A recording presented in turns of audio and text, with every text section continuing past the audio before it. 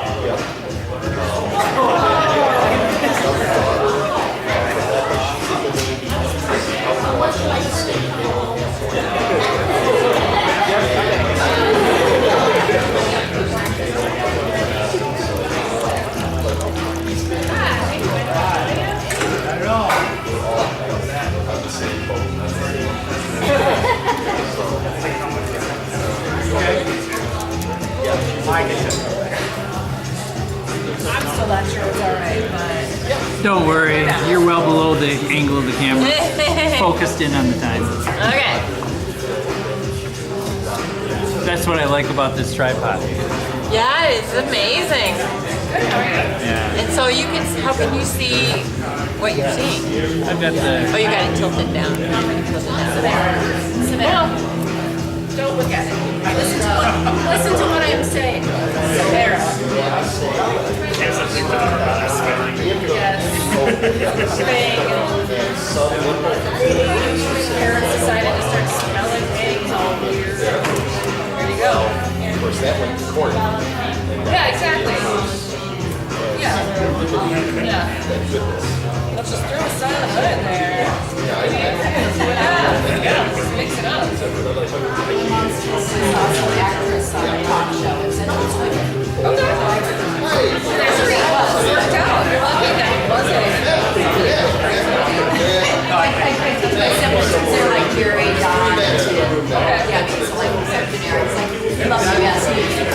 that continues because I should be given it. Larry has a strange stuff. Yeah. It has continued. And you know, we were, I guess, conventionally my two sons have.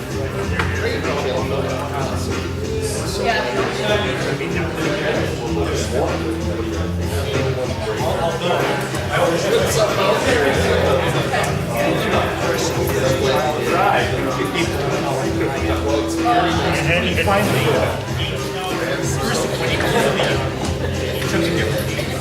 He said my name is now 9, 10, 7, 6, 5, 4, 3, 2, 1. Welcome everybody. Welcome Sunday Assembly.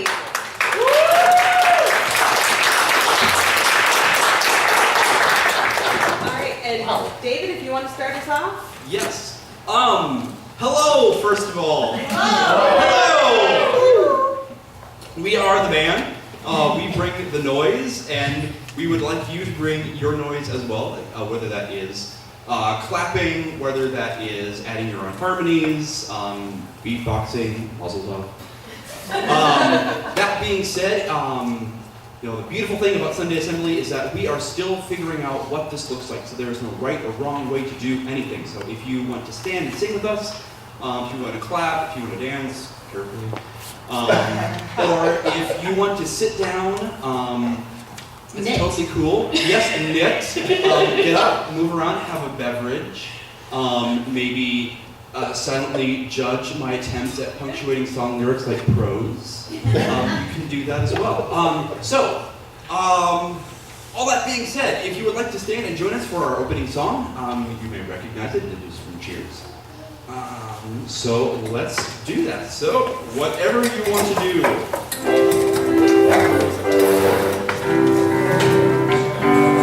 Making way in the world today takes everything you got. Taking a break from all your worries sure would help a lot. Wouldn't you like to get away? Sometimes you want to go where everybody knows your name, and you're always glad you came.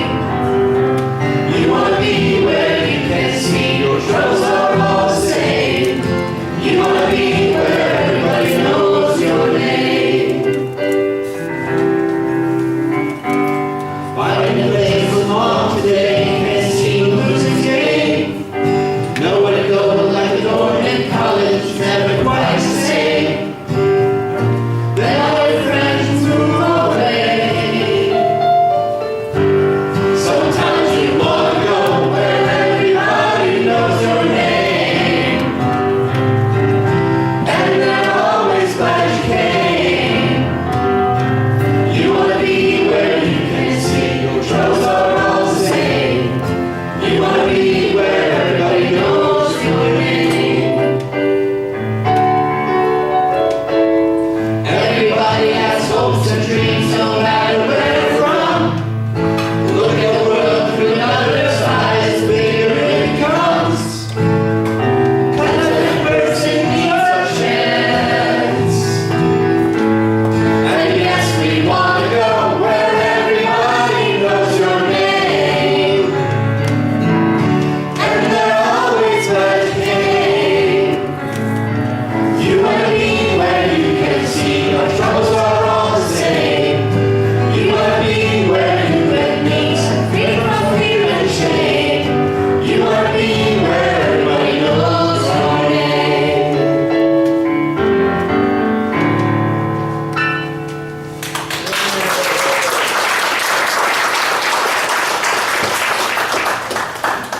Is there a mic there? I am the mic. Oh, that's scary. Be the mic. Hi, my name is Nancy Hertz, or Bradshaw Defending, and we're just going to do a very quick way to introduce yourselves. So I'd like you to introduce yourselves to two people you don't know, and tell them what is your absolute favorite thing about fall. So we'll just take a couple minutes to do that.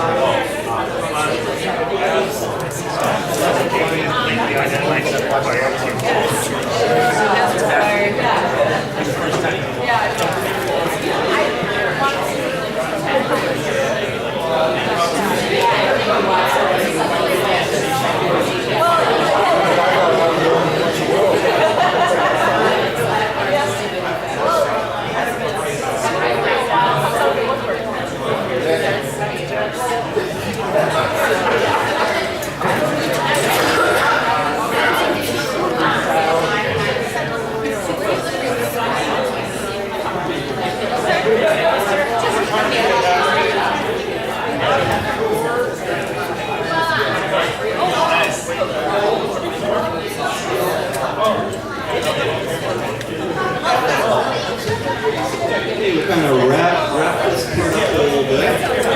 Hopefully you're all getting to know each other.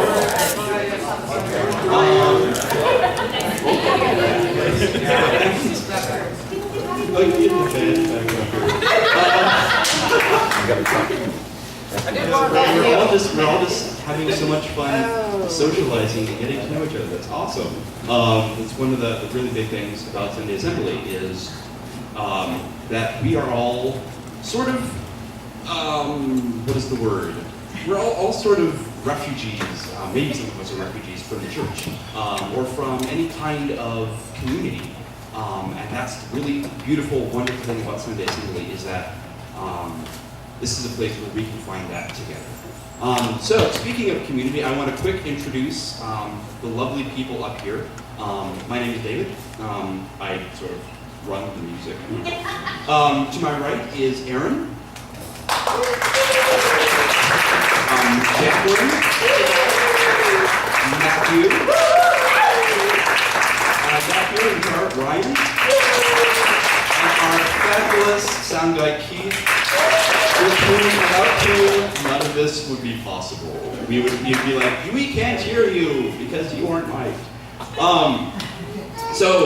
Theme of this week's assembly is kind of homelessness. So one of the songs that we decided to put together for you is old one, Simon and Garfunkel, Homeward Bound. It's a little bit different the way that I'm doing it. I have more of a gospel band. Yes, whatever you would like to do right now, stand, sit, have a moment, silently judge me. Don't judge me out loud, I might cry.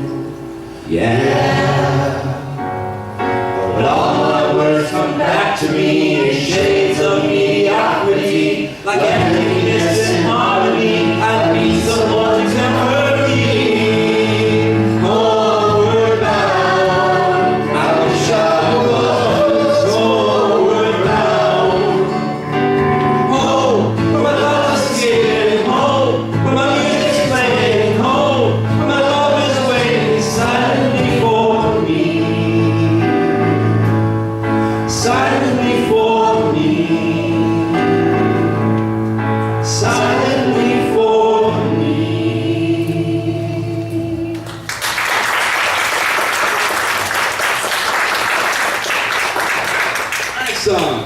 We did this one last week. Out of curiosity, who is here for the first time? Oh, that's wonderful.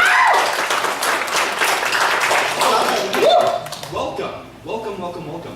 So you weren't here when we did the song last week, but you probably know this one, Sarah Girl's Brave. Let's do it again. Let's do it again. And let's clap this time if you feel comfortable doing that. Give us a beat. Yeah.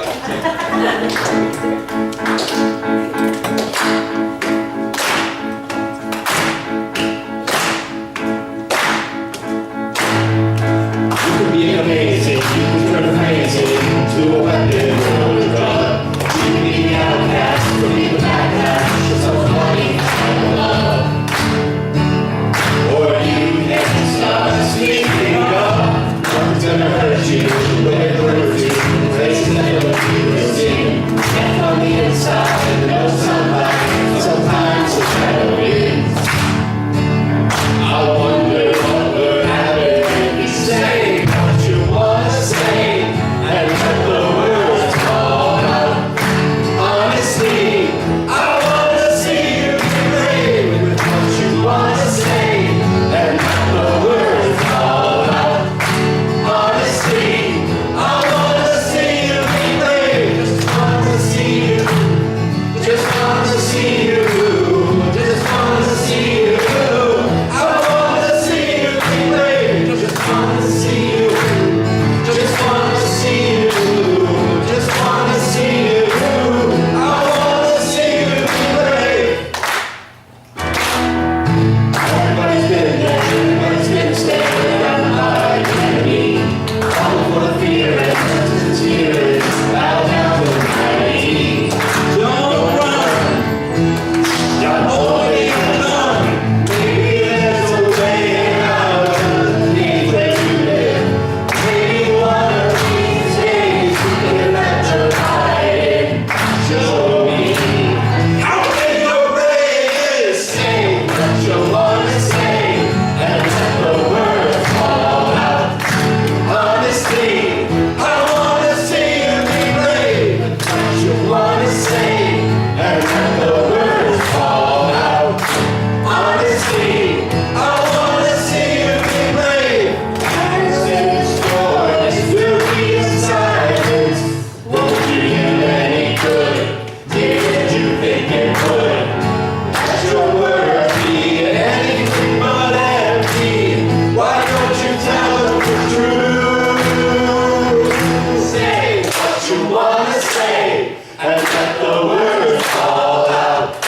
Honestly, I wanna see you be brave with what you wanna say and let the words fall out. Honestly, I wanna see you be brave with what you wanna say and let the words fall out. Honestly, I wanna see you be brave with what you wanna say and let the words fall out. Honestly, I wanna see you be brave. Just wanna see you. Just wanna see you. Just wanna see you. I wanna see you be brave. Just wanna see you. Just wanna see you. Just wanna see you. I wanna see you be brave.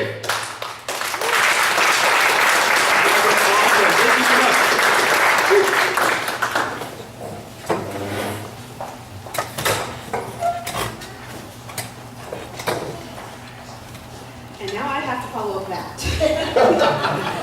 Good afternoon, and welcome to the October Sunday Assembly. We're here to live by our motto, living better, helping often, and wondering more, and to look at our mission to become a global movement of wonder and good, helping everyone find and fulfill their potential in this one life we know we have. So I just want to say that October is my favorite month. The leaves are turning. As one person who I talked to today said, one of her favorite things was the baking and all the wonderful recipes that come out. And it's also time for my favorite holiday of the year. So let's get this started. We have an awesome program today for you, starting with Matt McCory doing our reading.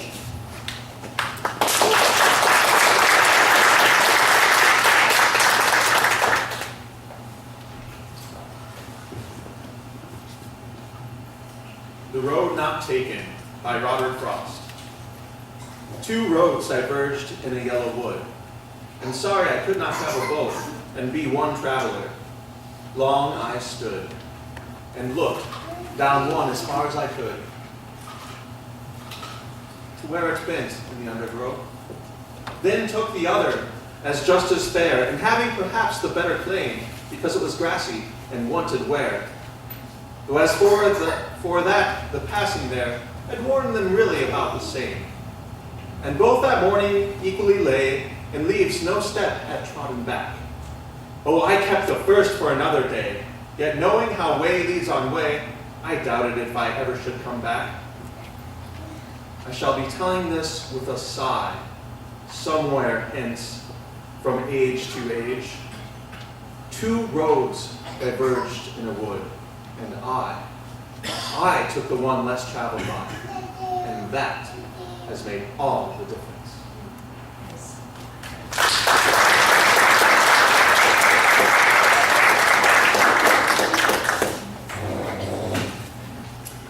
I have the pleasure today to introduce Sue Hoisington. And I've gotten to know Sue through our work at Bridges and Pathways. And I'm going to read the little piece here. Dr. Sue Hoisington is the Clinical Director for Services at Peoples Incorporated. In this role, she oversees outpatient mental health, the mental illness and CD programs, training, and ACT services. She received her doctorate degree in psychology from the University of St. Thomas. And she's also part of Bridges and Pathways Counseling Services in Forest Lake. Sue trains and consults throughout the state on co-occurring mental health and addiction disorders. She lives in White Bear Lake and enjoys her two adopted sons, who I've gotten to meet and are wonderful young men. She spends time with her extended family, reading, sports, and as a co-joiner with the Sisters of St. Francis in Rochester. And I also want to say that as I've gotten to know Sue, she is a very compassionate and dedicated woman when it comes to working with people with mental health. And I know I've been blessed by having her be part of my life and getting to know her. So I'd like to introduce Dr. Sue Hoisington.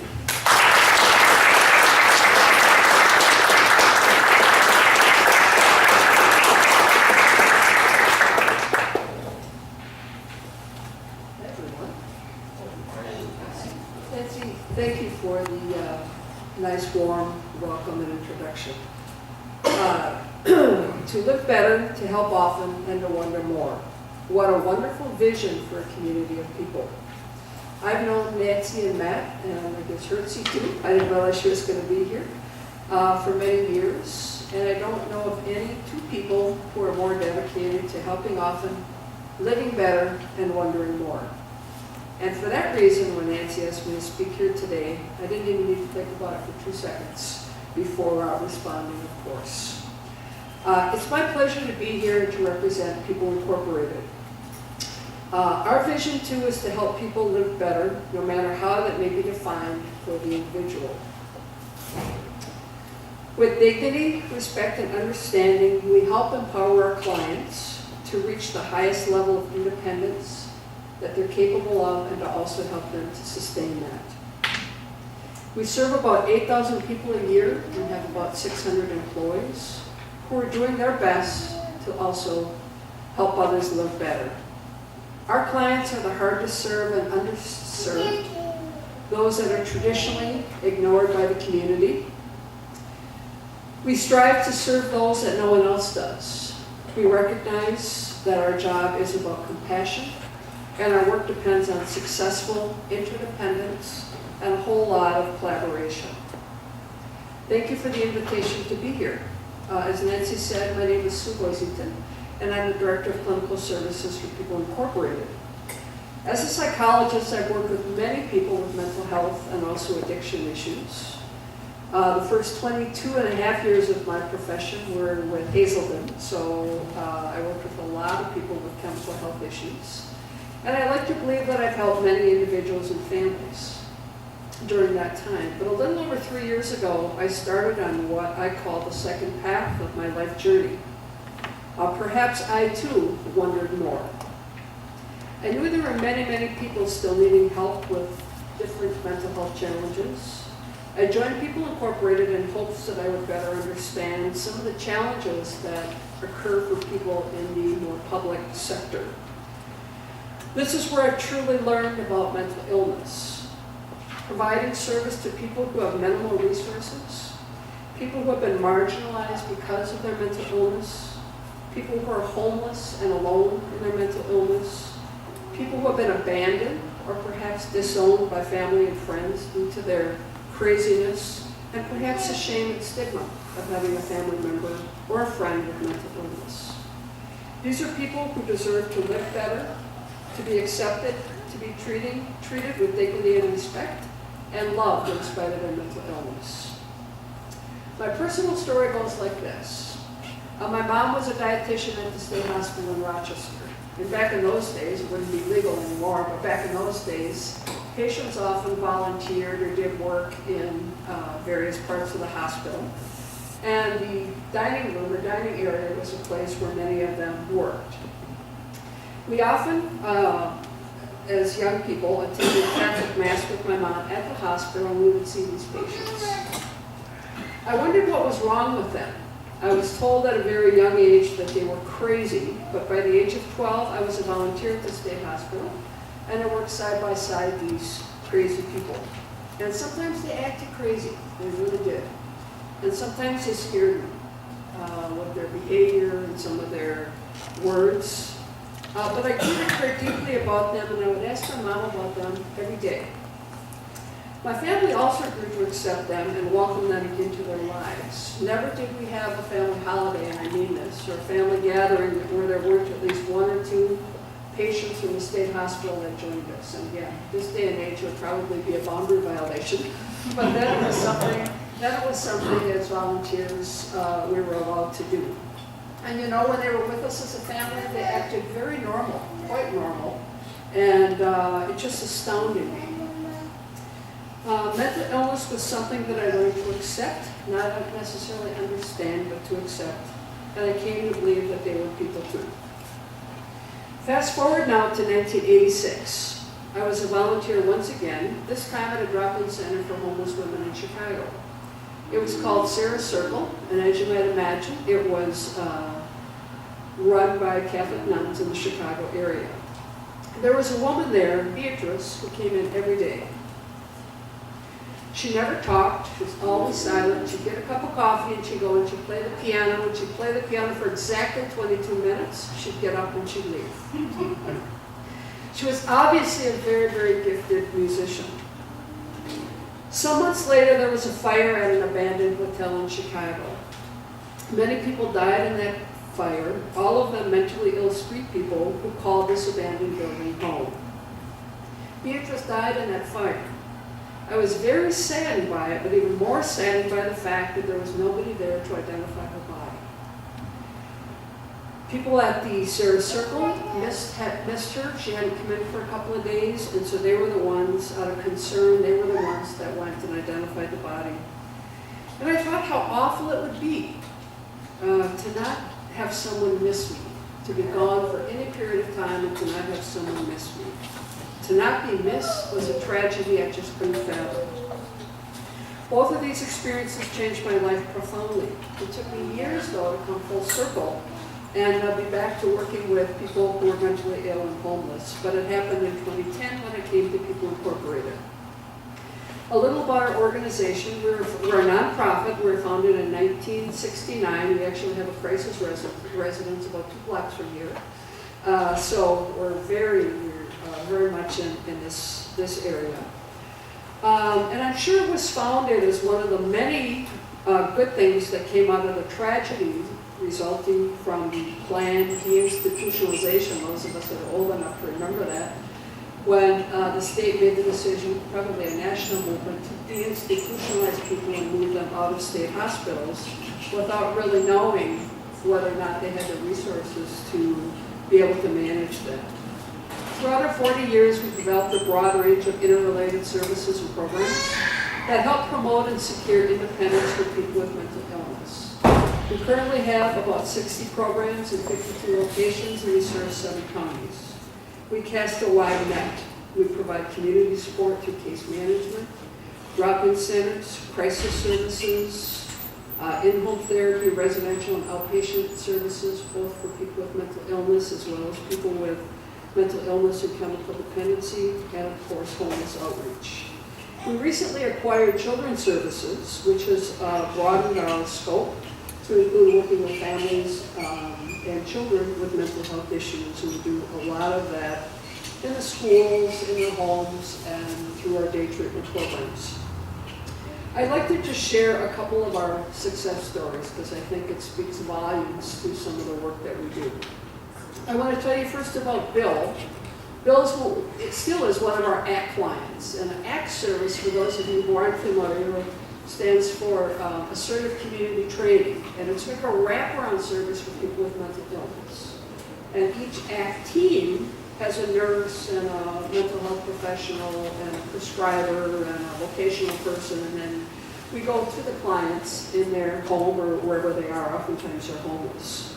And Bill was one of our ACT clients who lived in an apartment with the assistance of a case manager and other outreach staff. Bill was 35 years old and was diagnosed with paranoid schizophrenia when he was 25. He's been in and out of hospitals attempting to live in apartments multiple times, but he finally became homeless. He has minimal family contacts. He came to our attention through one of the case managers at a local shelter who knew that this gentleman, in addition to being homeless, also had some mental illness. And we were able, with our staff, to transition him off the streets and into supportive housing. Bill struggled a lot with taking his medication. Oftentimes the voices in his head told him that the medications were poison and that psychiatrists were evil. When he stopped taking his medication, he oftentimes ended up back in the hospital, which was very disorienting to him. Well, what we learned was that Bill loves to cook, and one of his favorite meals is beef stroganoff. So one day, our psychiatrist, who again, they work with people in their homes, bought all the ingredients for beef stroganoff and asked Bill if he could come to his apartment to cook with him. So the two of them prepared a meal. My first thought was, oh my God, we're paying this guy $120 to cook beef stroganoff.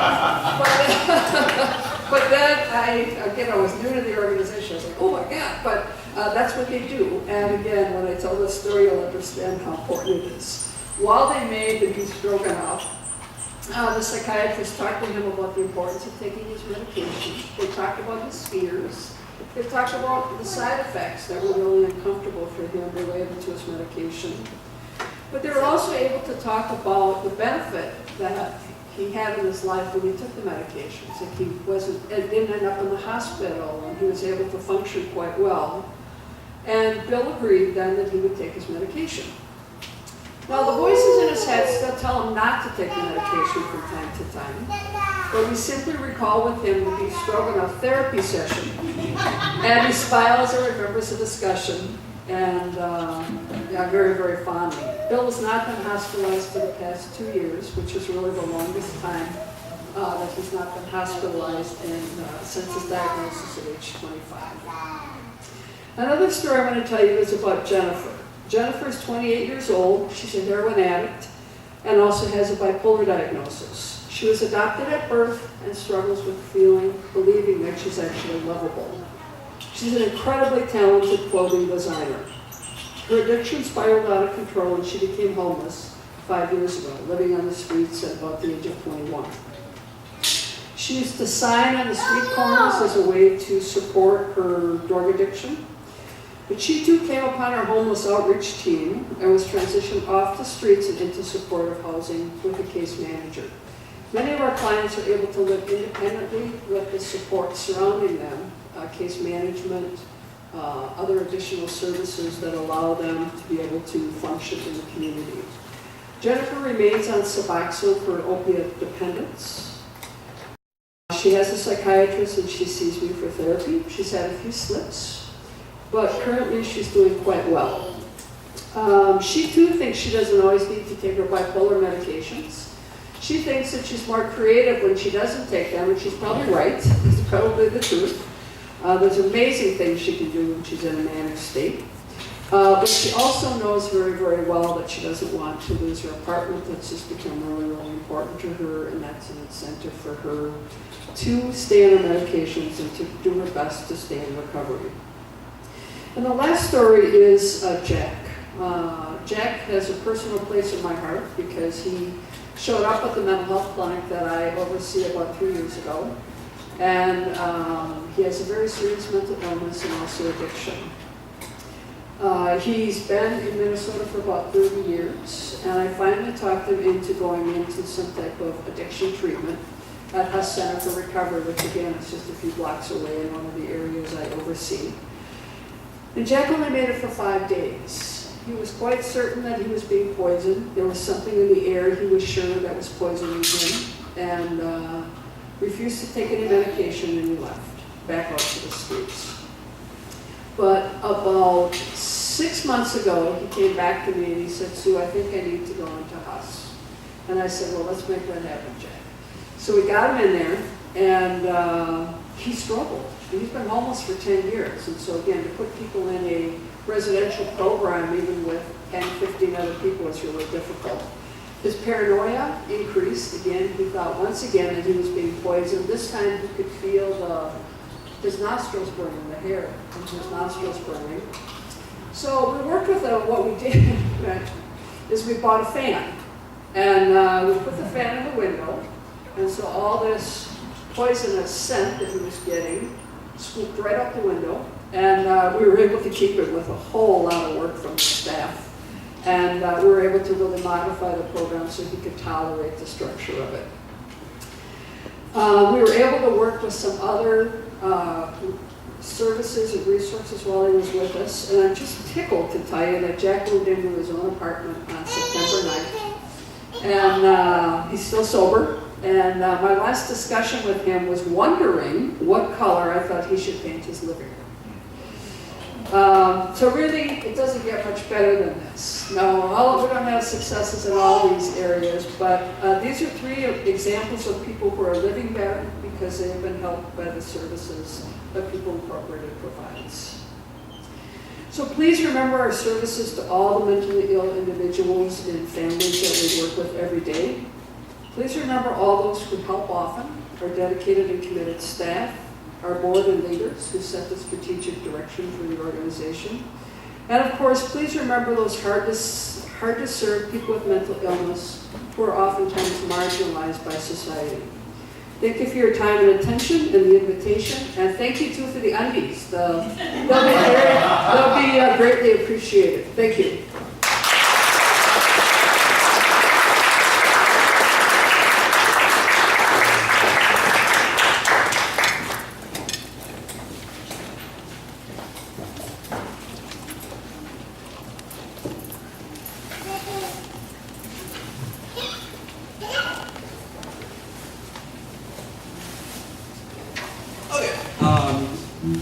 Thank you so much, Sue. That was really, really wonderful. This next song, you may be wondering, what in the world? Closing time. First of all, the song is not about like what you might think it's about. If you're familiar with the story, not heard the song is about his kids, and he wrote this song. It's sort of as an outlet so that his bandmates wouldn't get tired of him talking about his kids all the time. So it's really interesting if you go back and look at the lyrics. There are all these coded references to his kids, like to his wife delivering and bringing his kids home from the hospital. It's really cool. I love that song. But kind of how this song came about, why we decided to program it today. A couple weeks ago, we were just kind of jamming in rehearsal and playing through the song. Didn't really know where we would program it. Then a couple weeks ago, I was working on my graduate applications for library school. And yes, and I'm sitting there in the library, actually, reading through some of these journals, back journals of library journal, I think is the name of it. And there are all these references in there to homeless people using libraries as day shelters. And different libraries in different cities enacting these no napping policies, sort of as a means of discouraging homeless people from staying there during the day. And as I was reading through this, this song popped into my head. I was there later in the day, and the librarian said, "Oh, the library closed in 5 minutes. Please bring your finance documents with you." And I had this thought: where are the homeless people going to go who are staying here? That goes the same for Barnes and Noble, or a bar, or anywhere where people find shelter where they have nowhere else to go. So that's kind of what the rationale was for programming this song today. So not to get too heavy. That's kind of a heavy thought. But what I thought we'd do for this song, because this is a 90s song, I thought we would snap. Because, clapping was just too uncool in the 90s. Let me get this actually No, but I works. remember. I've never worked with a looper before, so I'm not really sure how this is going to go.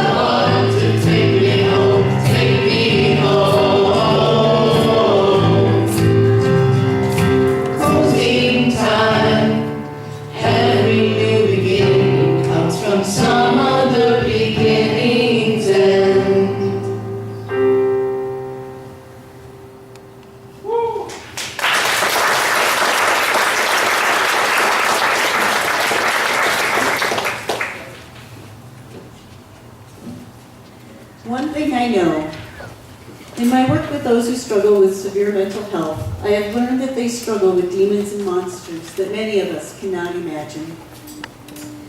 John struggles with the animal in his bed, who lives in his bed, who bounces around at night and keeps him awake. Jan knows that the only way to stay safe from the radiation from the power plants in Japan is to wear several layers of clothing and keep walking around town. Susan knows that the neighbors are going to rape and kill her this week. Mark knows that the panel on the wall in his apartment is how the government is keeping eye on him and watching his every move. Lisa knows that the voices are the neighbors talking about her. And she knows this because they're watching her and they know everything. They know when she got up this morning, she knows what she ate for lunch, she knows what she's wearing. And they have nasty things to say about what she does. Peter knows that the woman in front of him is not his mother. She looks like his mother, and she sounds like his mother, but he knows she is an imposter. I know that those who struggle with these concerns are brave, because they get up and they live every day, fighting monsters and demons. I also know that for many of those who struggle with these things, there are hope.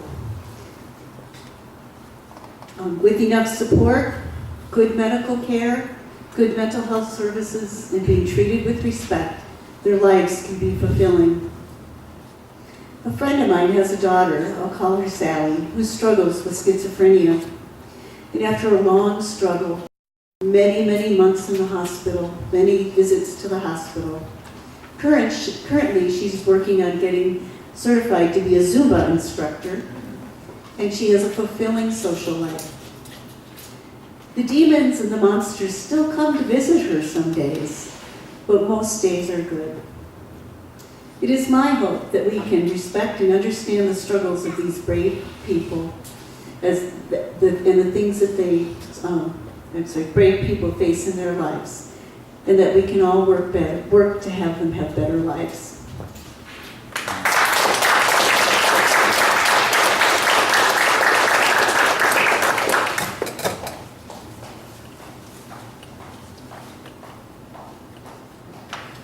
Now we're going to take probably about 30 seconds and just have a nice moment of reflection.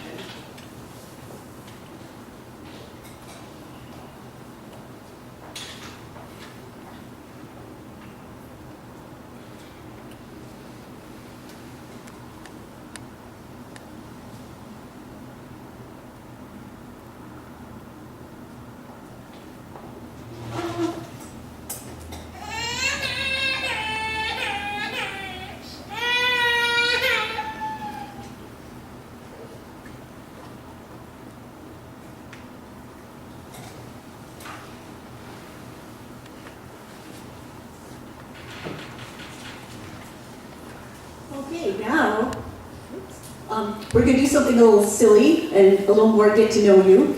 You will notice on your tables there's different colored papers, and we are going to play Get to Know You Bingo.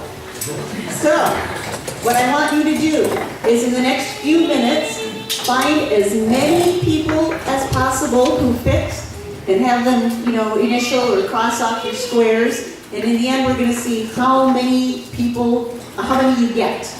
All right? So, go for it. Find those people.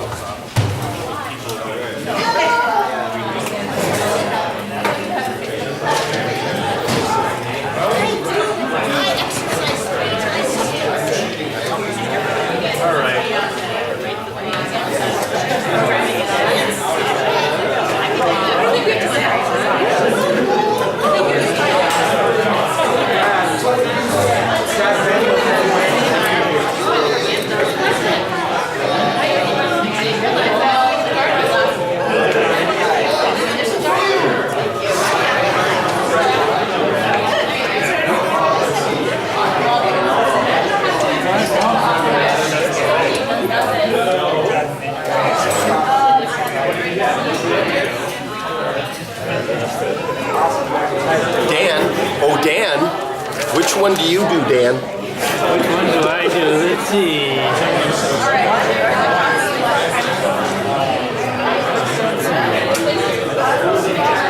Yeah, winter's. That A-list programmer computer. 3 more siblings. Yeah, married for more than 15 years before I got divorced. Oh, there you go. It was 16 years. Awesome. Here's your paper, Dan.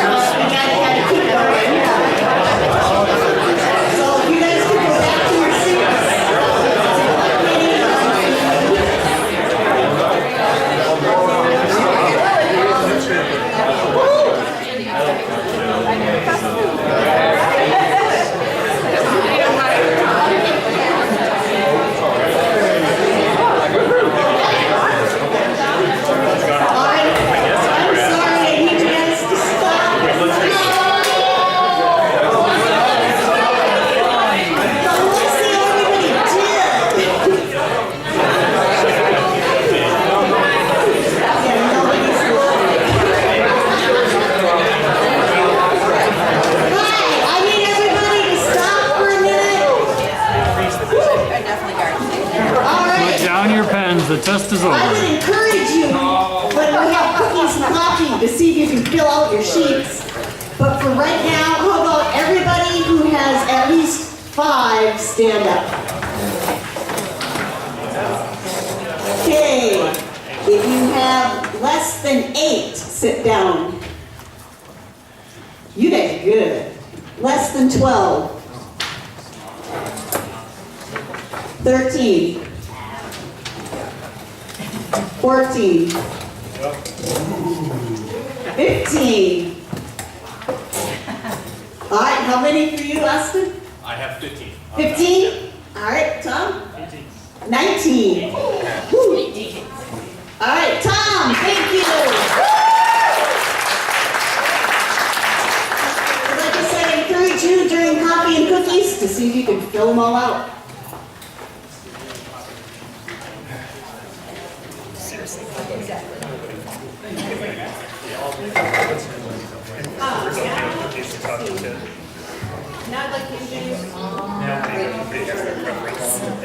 Now I'd like to introduce our A team leader, our A leader, Aaron, to do a couple announcements.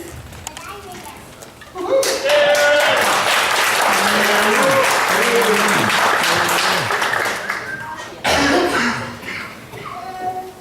right. I just want to thank everyone for being here today. It's really important that we have people at Sunday Assembly, and that's really what makes Sunday Assembly it.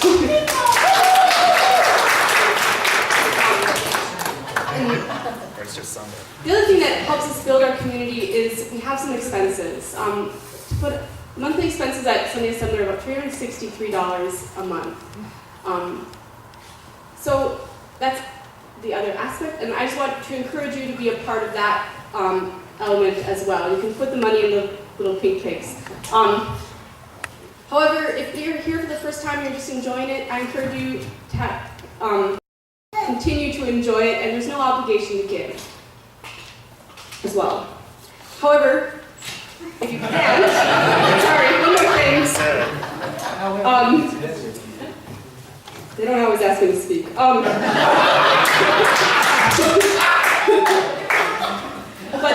But if your pocketbook's a little tight, but you still like to help us pay our expenses here, there's another way you can do that. And we have an event, if you look in your program, we're going to be volunteering with Team Ortho.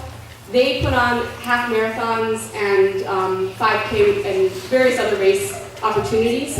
This next one is the Monster Dash, and we're going to be handing out water to the finishers. It's a really fun thing. I'm a runner myself, and having a cup of water after end of 13.1 miles, no matter how many times you've done it, really is valuable. So you get to be a valuable part of that, and the cool thing that Team Ortho does is they give us some money, quite a bit of money.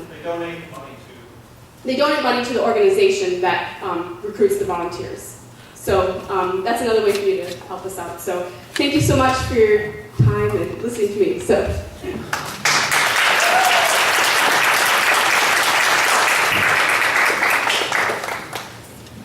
Yes, and if anyone has brought any undies, we are collecting them on the back table. So those are going over, soon we'll be taking them out to People's Inc. So those are going to be great help for them. This is kind of a wrap up, so I just want to say thank you guys for coming here. I think we had some awesome speakers, readers, music. It was great. That's really all I have to say. So, David?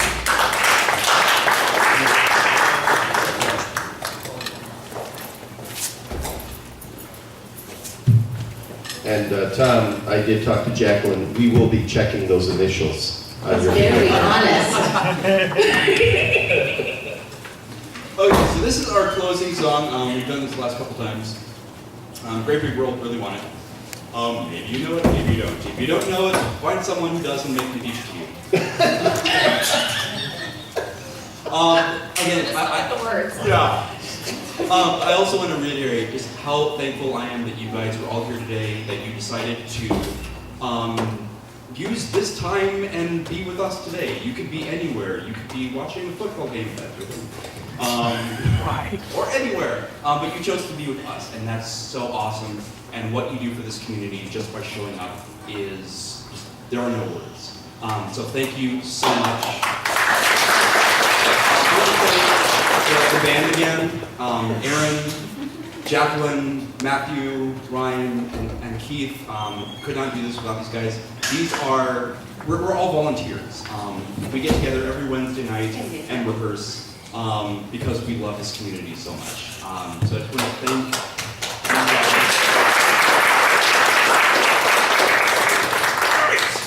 So let's wrap it up and go out into the world. The chorus goes, I really want it.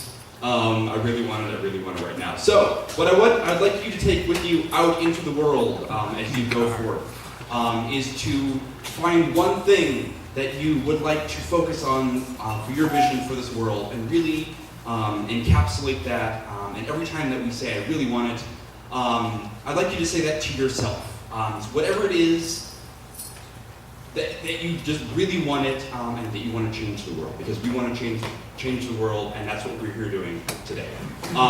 So let's do this, hopefully.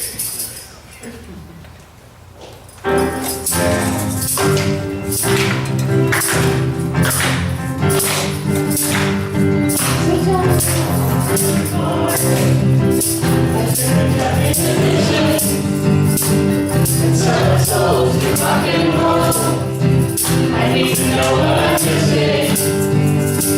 So turn it up on the stereo. Somebody write the ignition. What the hell are you waiting for? It's time to make a decision. I'm feeling the world go round. It's turning me upside down.